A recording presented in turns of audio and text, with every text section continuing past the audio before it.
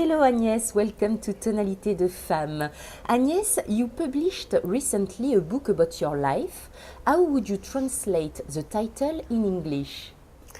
I'll say it in Dutch first. It's called Leven met de beminde. It's not translated yet. I'm sorry for that. I hope it's going to be. But if you would translate it, you would say living with the beloved. And then you write beloved with a big B. Agnès, we are welcoming you today as a woman of hope because your story is a beautiful example of courage and determination. First of all, what made you decide at 26 years old to become a nun? I was actually always looking for the deeper level of life, and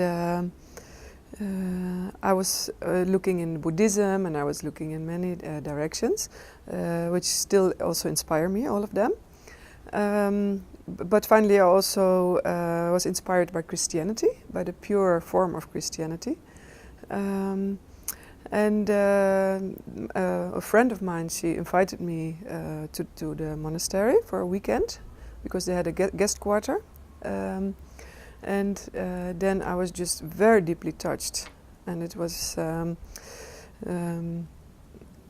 never expected that. And when I first came there, I was very skeptic, and I didn't believe this could be a good way. But very soon I lost my skepticism, and I was very deeply touched. And I couldn't explain it, what happened. But it was so deep that I just had to go back and back and back as a guest to the monastery. I was just, it was like being in love, and it was like an obsession. So I was actually only living forward to my days in the monastery.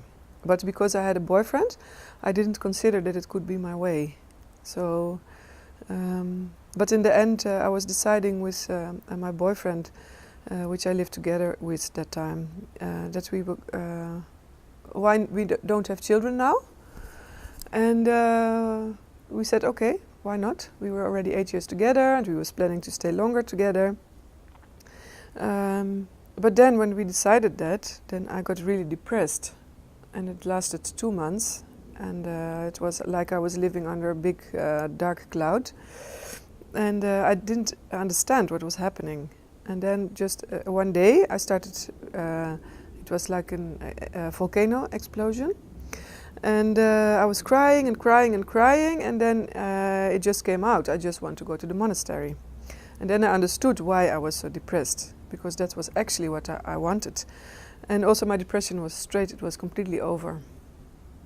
And please, could you describe your daily routine while living in a monastery? We would wake up 6, and we would have our first service, which you cannot compare to service in a church, but we would sing psalms. We would sit opposite each other, and we would sing psalms and hymns, and there would be a reading from the Bible or from another book. And that was half an hour. Then we have 1 hour meditation.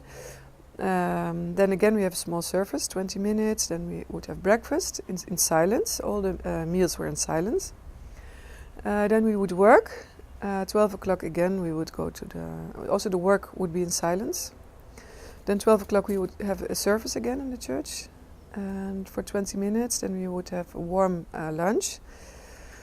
And 1 hour resting time, which you could go outside to walk in the nature or sleep or whatever, read a book, whatever you wanted to do.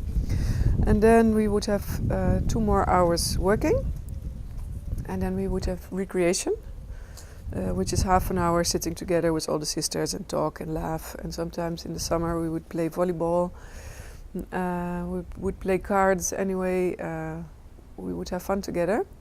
And after that, again, there was an hour meditation, another service, dinner, then free time again for 1.5 hours, and then the last service of the day. That would make 5 services a day, 5 times church, and 2 hours meditation a day.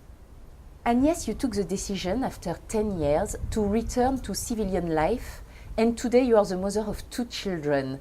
What is the main message of your book, and what do you feel life has taught you?